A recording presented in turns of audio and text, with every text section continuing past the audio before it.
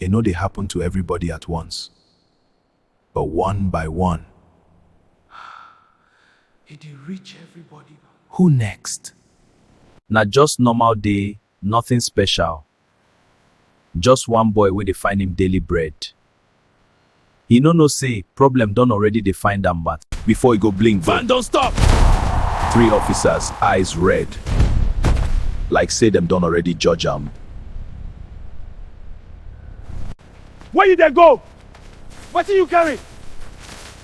The boy no even understand wetin dey happen. Fear don already hold him throat. Crowd dey, But silence loud pass shout. everybody dey look. But nobody wan enter. Because next fit be them gun. Them push am kneel for road wey people dey pass. Respect wey him never get.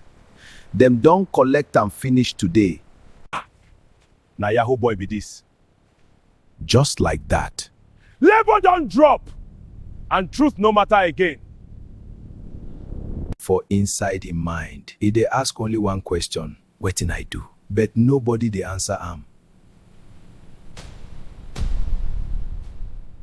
Then the real talk come. If you no want wahala, settlers. Na so system be. Fear go turn to business for.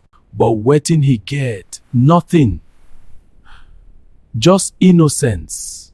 And that one no dey save person. Later. Them go leave am. Like say nothing happen, but something don break. Different stories, but now one Nigeria create all of them.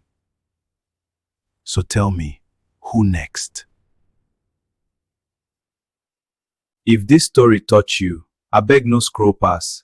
Share am make truth waka. Follow Pidgin Vibes, because this no be just story, na reality.